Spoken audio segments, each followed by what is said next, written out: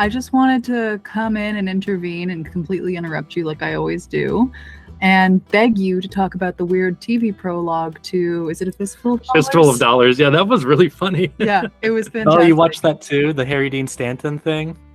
The Harry Dean Stanton one. I wasn't that. Yeah, I just recently became aware of that as well. I went through the whole Dollars trilogy the last couple weeks and watched some of the bonus scenes, and I watched the documentary on who was the director that shot that prologue? It's somebody pretty normal, It was somebody pretty notable, like the guy who made those Jack Nicholson westerns in the 60s. Was it Monty Hellman? Monty Hellman. Yeah. Oh my God, I didn't even. Yeah, he shot that prologue, and there's a bonus feature on the Fistful of Dollars disc where he's like, "This is, I don't know why you're asking me about this. This was just like a day in my life that was just a quick paycheck to get this thing ready to air on TV." And Harry Dean Stanton was a friend of mine. I just called him in and we just shot the scene in a day, and we couldn't get Clint Eastwood, so we just hired somebody who was like 5 inches too short. And you'd never know. The Good, the Bad, and the Ugly is a movie that always blows me away every time I come back to it, and I've come back to it a lot. It's actually, I think, my spouse's favorite movie of all time. So we put it on a lot just for fun. I've been watching The Good, the Bad, and the Ugly since I was a very little kid, and I didn't understand it for a really long time. Like you didn't understand the plot? Or yeah, but I loved it every time because the score is the star of the movie. Yeah, it's one of those movies, it's kind of a pure style. Like you can enjoy it. You could start it at any point and just enjoy it, even if you're not following the storyline. Oh, and I did, because we were always catching it on TV. So that's why the opening credits are such a treat for me. Remember, I make you turn them back if I miss one. That's right, you did make me do that. Yeah, because I'm used to catching it like, holy shit, it's on TV. Oh, we missed the first 10 minutes. Okay, it's fine. Actually, even each scene is sort of its own little self-contained thing in a way. Yeah. Of tension and playing with your perception of what's happening versus the information that's being withheld from you and then being revealed to you at just the right moment. It's constantly surprising. It just really hooks you. This whole film really is like a series of perfect self-contained set pieces, and it just goes from one to another. Do you want to? I'm just gonna pull up a chair. Okay, why don't you grab a chair? Yeah, you always hum the ecstasy of gold, and you don't actually know how it goes, which kills me. So then I insist that we put on the movie. I think that's how it happened. Yeah, I think we had one day where somebody was humming the score, and then and then you were just like, well, we got to put it on now. And I think I hadn't seen it in a long time up to that point. So I'm like, okay, I haven't seen The Good, the Bad, and the Ugly in a while. Not really expecting much. And then, we put it on. And it was, it's like re-experiencing it for the first time when you haven't seen it in a couple of years. And you're just like, wow. This is a great movie. Like every sequence does so much to pull you in. That whole opening with the guy slowly walking up to the saloon, and then the whole thing with Angel Eyes just eating the food with the guy. Eating the fucking minestrone. For like 10 minutes and nothing's happening. It's like the way he elongates build-up and the way he condenses payoff. There's nothing else like it. And every single time it just like it mesmerizes you, and you're just like, gotta see what happens. And it has so much rewatch value. Like you can watch it again and again and come up like with a different little insight or something. Yeah. You obviously are most familiar with Good, the Bad, and the Ugly, but have you watched the other two movies? And it's not even like officially a trilogy. It's they're known semi-officially as a trilogy, but each one is really a self-contained movie. It's just more, they all star Clint Eastwood as a guy with no name and no past, more or less. So yeah, they're viewed as a trilogy now, but it wasn't really intended as a trilogy to begin with.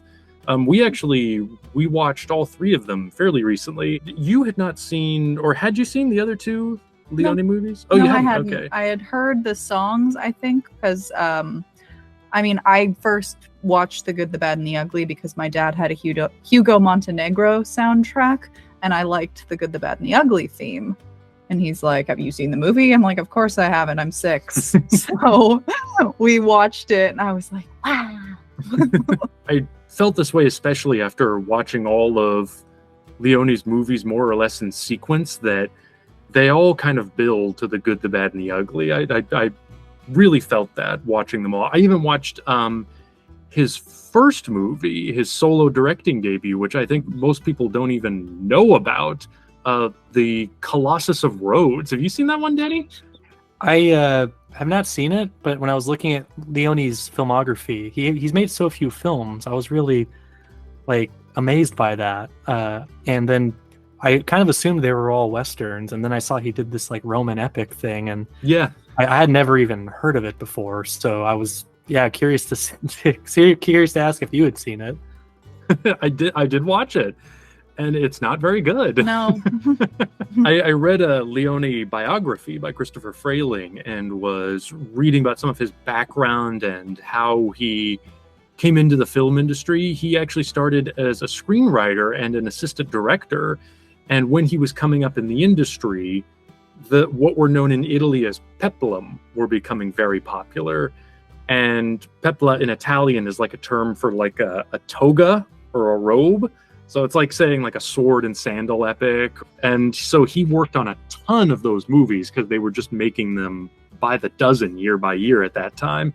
And he actually even worked on some of the American movies. There was sort of an American Roman epic boom that was happening at the same time. So he did some second unit work on the Charlton Heston version of Ben-Hur. He helped direct the chariot sequence in that movie. And it was just because all of these Roman epics were being shot in Italy at that time, and they had all the facilities. So he was an assistant and a screenwriter on just tons of these. And then when he moved into directing, he actually co-directed a Pepla movie. I think it was called The Last Days of Pompeii. So he has a co-directing credit on that one. And then his first solo movie was The Colossus of Rhodes. And it's kind of amazing to watch it because it gives absolutely no indication of what he would go on to. It's so by the numbers, you know, there's no indication of the vision that he would show later in his Westerns. His Westerns really do seem like they aren't really trying to be like complete revisionist Westerns, I don't think, but they definitely do seem to be like the next logical step in, you know, how violent they're willing to go, how morally gray he's willing to go with the characters, and kind of increasing the scale of it, or at least the feeling of the scale of them. Yeah. And the grittiness too. That was a real distinction of his movies, is you could feel all the dirt and the grime and the sweat. The first Western that Leone did, it kind of came out of nowhere. He was such a dark horse in terms of the development of this genre. No Westerns were being made in Italy. Like, it was all peplum. And what's interesting is, like, his first movies were actually very big budget. He had a lot of resources. He had studios behind, like, the Colossus of Rhodes. He had a lot of money and a lot of resources to play with on that. And then he actually worked on developing a few more pepla after that, but got this hook in him with the Western, just wanted to make a Western. And at that time, it was like inconceivable that an Italian would make a Western. So nobody wanted to give him money for it. So he had to go from, you know, being one of the most respected and sought after assistant directors in the business to being this very high profile director, to just going way back down to the bottom and having to make this low budget, assembled from nothing Western, A Fistful of Dollars. And I mean, he wanted to cast, I think originally Henry Fonda in A Fistful of Dollars, but they couldn't afford him. They couldn't afford a major actor. So he had to get this TV star, Clint Eastwood, to be in it. Like, this movie was, it came out of nowhere. Nobody expected anything from it. And it was a massive hit, and it blew everyone's minds. And after this movie was so successful and became such a phenomenon, I mean, Pepla were just over like that very minute, and the Westerns began, the spaghetti Westerns. That cycle started, and everybody was trying to make Westerns. And Leone was really the one who more than anyone was building on that style, adding more to it every time, trying to take it further with each successive film. And it's interesting to see that progression, how in Fistful you have the music, you have the style, you have Clint Eastwood, you have all of the foundation of everything there. You have the poncho. The poncho, yes. You have everything that's great about it. But then you get to the next one, and he adds that extra ingredient of Lee Van Cleef, and he starts to increase the scale, like you said, and it starts getting better. And then when he gets to the good, the bad, and the ugly, this to me, I think it's Leone's best movie. I think it's his creative peak. I think he just had everything going on this one. And especially adding that wild card, Tuco, putting Eli Wallach in there with the other two, and then trying to take the scale as big as he could. I think the story is just the best he ever worked with, and I think his creativity was really at its peak. Like, this is a movie that never quits. It's always upping the ante. It's always moving on to better and better sequences and bigger set pieces. It's like as far as he could have taken this style. It seems like they were kind of sitting around on the set coming up with what would be a more interesting way of doing this. We've seen this scene before. What's a more interesting way of doing this? What would catch somebody off guard? What would be surprising? I think Clint Eastwood's whole character in the movie, the Blondie character, how he is kind of like a bit of a subversion of what you'd call a good Western character. He's attributed to be the good guy, but he's kind of a scoundrel in his own right. We were just talking about this. Yeah, the very last watch we did, I was saying he is the cruelest. Angel Eyes is really impersonal, and he's not a betrayer in the same way that Blondie is. Blondie is outright cruel, even to his best friend, Tuco. That's true. Yeah, Angel Eyes is all business. Yeah. And yeah, Blondie's the one that just screws with Tuco at the end. Yeah, he did not have to do that.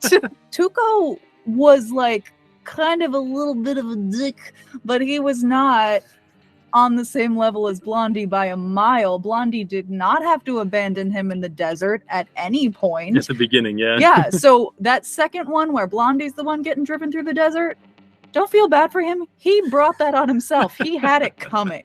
There is this dynamic being played of like, he's kind of both of these things. He's a good guy, but he's also a bad guy. And at the end of the day, he's still very likable, still very charismatic. I feel like sort of every character Clint Eastwood has played, in American film since then is kind of a variation of that in a lot of ways.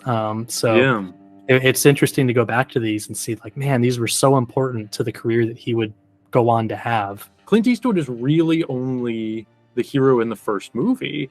I thought that was another really brilliant choice on Leone's part when he developed the stories for the other two, is that he makes him kind of the sidekick and for a few dollars more, or he's still the hero, he's still front and center, but Lee Van Cleef is really kind of the main character there and the one we get really interested in and the one who creates the emotional center of the movie, his journey.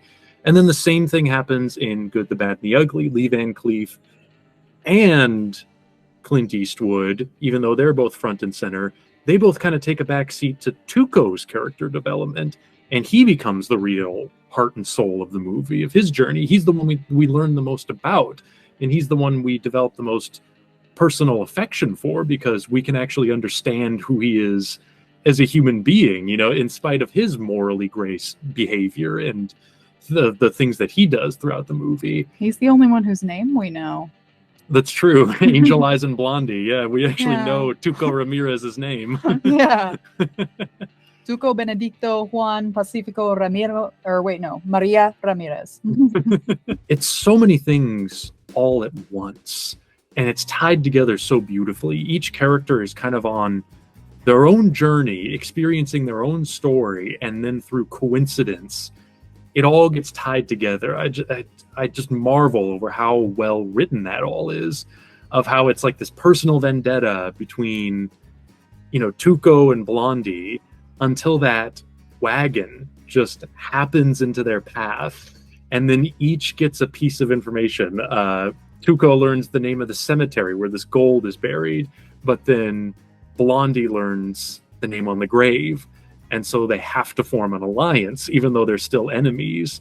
And then through spending all this time together, they become friends. How Angel Eyes gets pulled into that too, how he's experiencing, his own story. Like we catch him at the beginning, doing his job as a bounty hunter, and then he kind of vanishes for a bit, and he turns up in that prisoner of war camp and gets pulled into the story. Like it has these 3 separate threads running through it that all just very naturally become intertwined about halfway through and leads directly to that climax. In terms of storytelling, I think this is one of the great screenplays for like crafting a story that way. It's also like this picaresque story about the Civil War, and it's interesting the way Leone realizes that, because it takes place during the American Civil War, and it's very detailed. Like all of the props and costumes and all of the design of it is very authentic. He actually did a lot of research and was very perfectionist about all the details and the economic circumstances. The economic circumstances? Yeah, remember the Confederate soldiers don't really have any food because they're at the losing end of the war. Yeah, they're boiling corn cobs for food. They got nothing going on for them. They're all just like, ugh. Yeah, that becomes like his statement on the war. Because I was going to say, the portrayal of the Civil War is kind of surreal in a way. Because even though it's supposed to take place in America, it's all shot in Spain. And Spain doesn't look like America. So it doesn't look like it's taking place anywhere in Texas or America. It becomes more like this fantasy. And so the movie becomes more allegorical about the absurdity of war in general. It's not really about the American Civil War. I think it's more informed by like an Italian's perspective on the Second World War.